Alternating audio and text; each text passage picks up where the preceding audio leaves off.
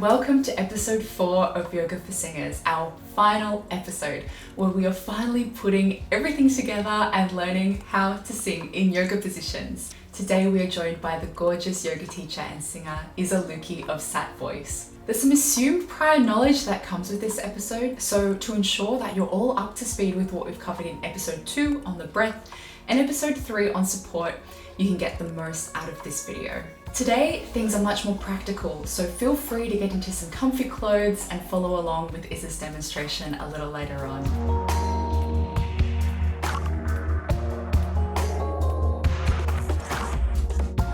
Hello lovely ones! This is Livia. I'm a professional operatic soprano, voice teacher, and the founder of Singing for Self-Care. If you like health and heart-based singing, I highly suggest you subscribe because I'm here for you every Monday with tips on your most powerful method of self-care, your voice. Because remember, you and your voice are practically magic. Today we are joined by Isa Luchi, founder of Sat Voice. Isa is from Brazil and made her operatic debut in Sao Paulo. She holds a Masters of Music from Azusa Pacific University and is currently pursuing a professional studies diploma in Cleveland in the United States. Isa is a yogi and voice instructor with students across the globe. This year she founded Sat Voice, a vocal wellness platform featuring curated content for voice professionals. Before we get into combining all we've learned over the last few weeks and exploring the finer details of singing in yoga poses, let's first hear about how yoga impacted Isa's singing journey. Well, I started singing about 4 years before I started practicing yoga. When yoga came in my life, I realized how much it helped me with anxiety for performing and also with understanding my body and being able to understand what my teacher was telling me. Since yoga got in my life, I started to win competitions and win scholarships. I really believe that it had a major positive effect. As we spoke about in the last episode, it's not just your typical core exercises like planks that condition the core muscles in yoga. Any yoga flow is going to require a fluid engagement of the core in order to maintain an efficient alignment of the body. The more these muscles are conditioned to find this alignment, the easier our posture becomes. And you likely remember from your very first singing lesson learning about how vital good posture is for singing. The engagement of the core also gives you a heightened awareness of your breath support or appoggio. And it doesn't stop there. Once you have an awareness of your alignment and a sufficient command over your core muscles and appoggio, you can sing in all sorts of unusual positions. And Isa is living proof of that.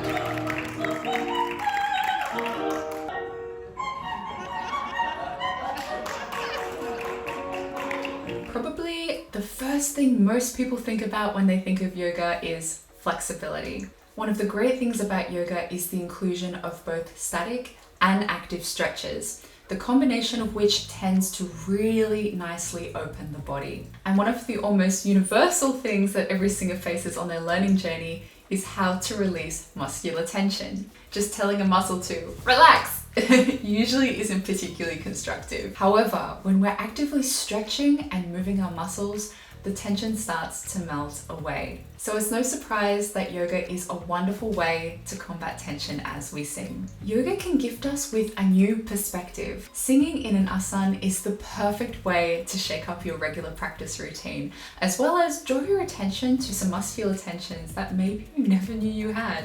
When we sing in poses, we're putting our bodies in a position, in an alignment that it's not used to sing in.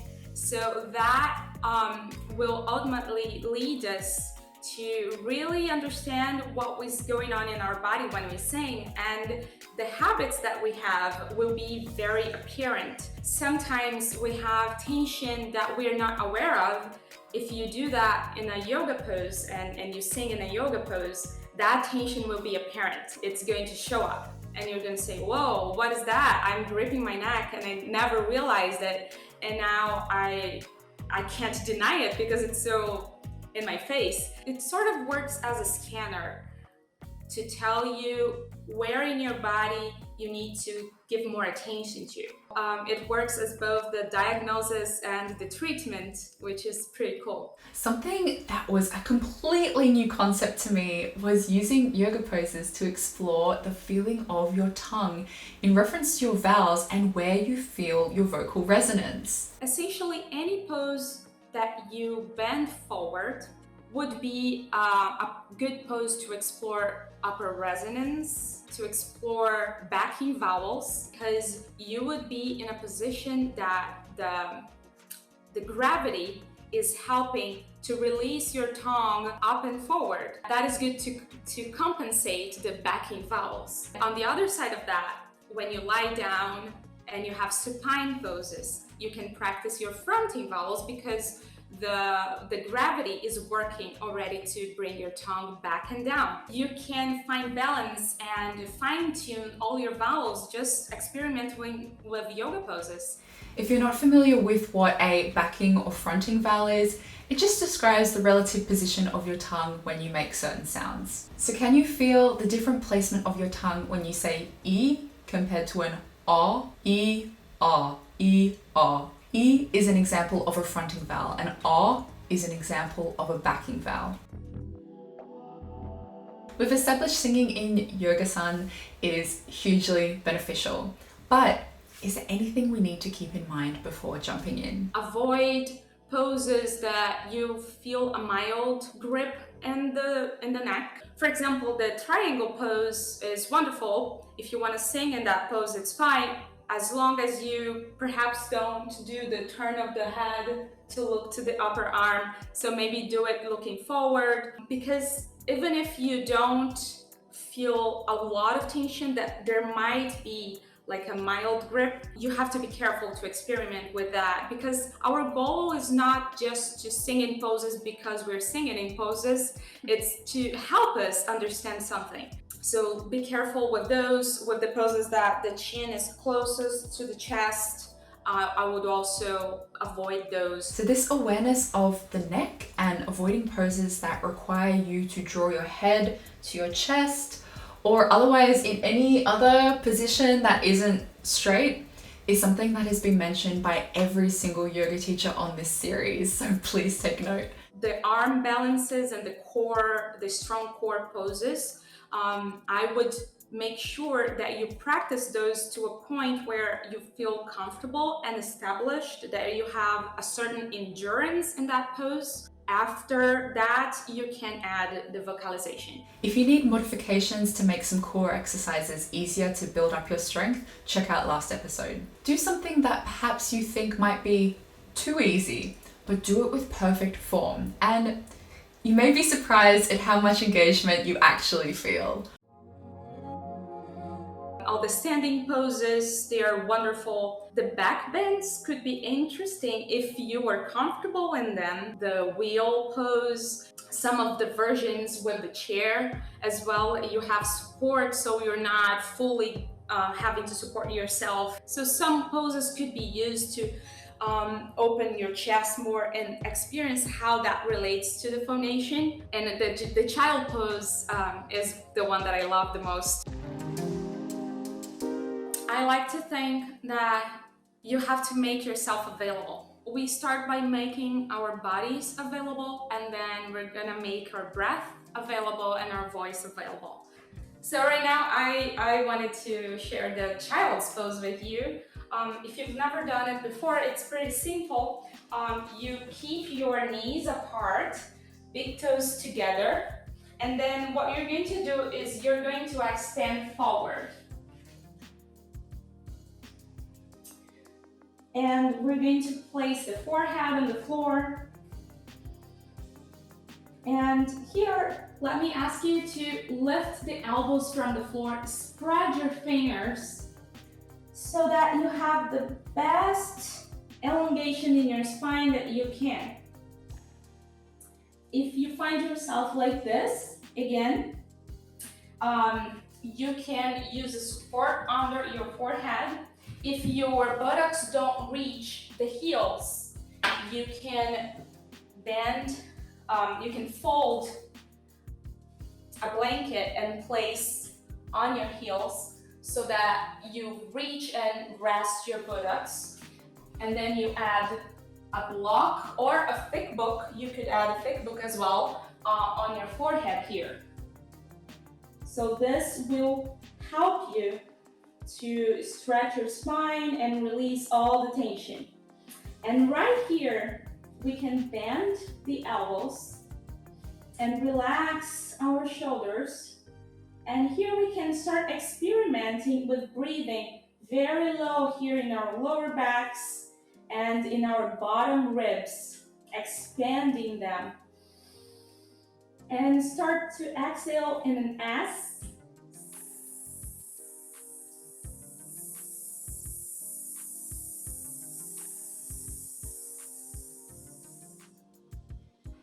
So when you do that, what's going to happen is if you go until the end of your air and you try to release all of it, you're going to feel where your natural gripping happens, where your body is used to grip when you're running out of air.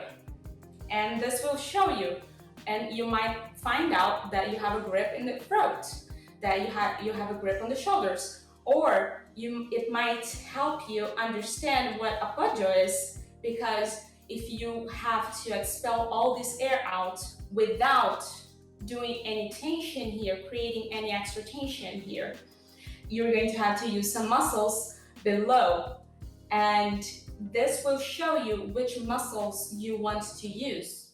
So the next step for this would be to add the lippas, which is very interesting to, again, understand and connect to your breath and to your support, and also to start phonating very softly and to start warming up your vocal tract.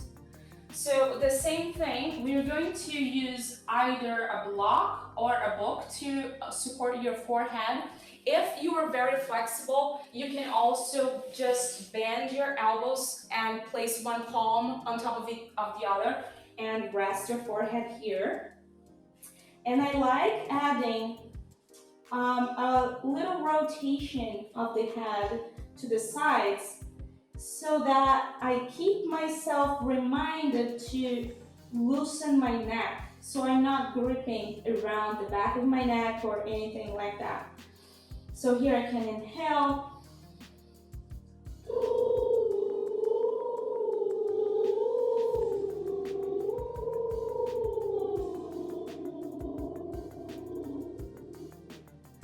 And you can go and stay on the last note until the end so that you can observe where are you searching and developing your support.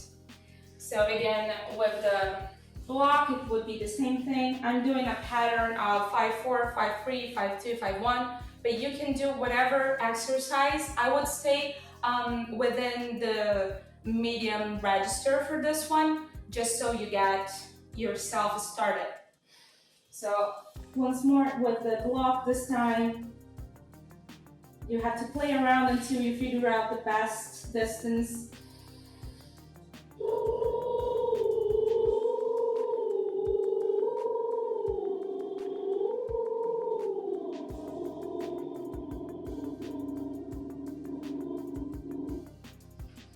So you can do it a few times, and that will help you with a lot of things. To me, this exercise helped me get rid of a lot of tension that I used to have on my forehead. I used to sing like for years, like over 5 years, and I was trying to get rid of it, but I never understood how.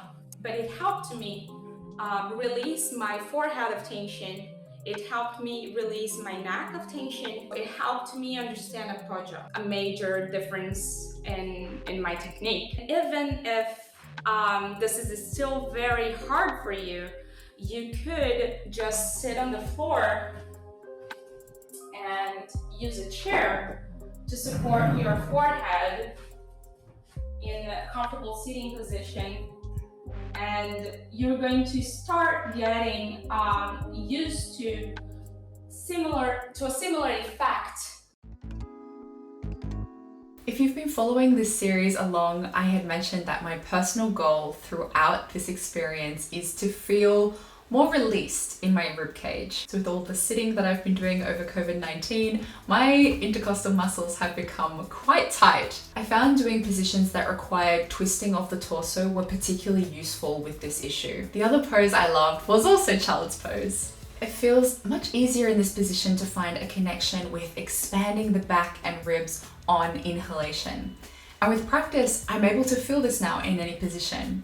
Thankfully, I didn't discover any rogue tension, but I did really enjoy the feeling of gravity against the root of my tongue as I had my head down. I could feel my tongue naturally wanted to relax forward. And the final thing I loved about child's pose was how engaged my appoggio was to the very ends of phrases, which revealed to me that I may be coming off my support slightly at the ends of phrases and I didn't realize. I really have had such a tremendous time over the last few weeks starting to properly explore yoga for the first time. It's difficult to explain, but I'm starting to feel more myself. My body feels more like a home. I've noticed that I'm gentle with myself and I have an appreciation of my body and what it does, which is something that I've been trying to do for ages, but yoga has really helped me get into this mindset. Seeing little changes in my body, like my core getting stronger, my flexibility improving, and my ribcage releasing, it really feels like a little victory. Like, hey, I did that. The biggest takeaway from this whole experience has actually really been one of self-love. And it's actually really not the takeaway I was expecting, but I'll take it. And with that, from my heart to yours, I urge you to give yoga a go. Only a month ago, I thought I was too unfit, too weak, too stiff to even try. I thought yoga was for people who looked a certain way, but it's so much more accessible than you think. Just start really small and you might surprise yourself. Seeing the impact it's had on me in such a short period of time has been really eye-opening. So perhaps you can expect a I did yoga for 365 days video maybe sometime next year. With all that being said, let's hear Isa's advice for singers who are new to yoga and want to give it a go. There are various modalities of yoga. There are various types that you can experiment. I would suggest you to try as many classes as you can, as many styles as you can, and to find the ones that make you feel more at home, that makes you feel that you're growing, that you have space to grow. I would also say for you to be mindful of alignment, so that you don't get yourself practicing a lot in a wrong alignment that will lead you to an injury or more problems. Other than that, I feel like there are so many types of yoga and so many wonderful teachers out there, and I am absolutely sure there is a type that is perfect for you.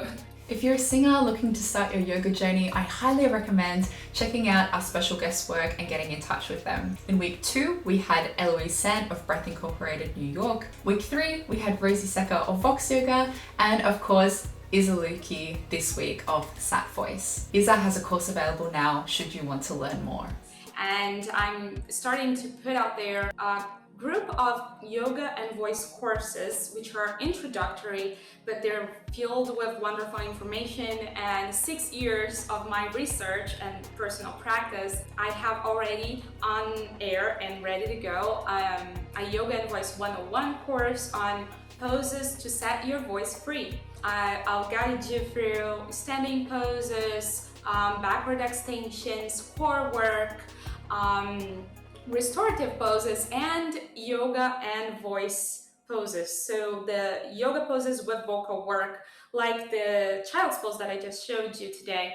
Thanks to Isa for her amazing generosity in sharing her knowledge with us. All of her details will be in the description of this video. And thank you for hanging out with me, not just for this episode, but for this whole YouTube mini-series. I hope that you learned as much as I did about yoga and that you are inspired to give it a go yourself. Next week on Singing for Self-Care, as we saunter into the second half of the year already, Oh my god. We're talking about our music goals and how to get back on track with your musical life if you feel a little bit lost or unmotivated. Until then, have a wonderful week and I'll see you next Monday.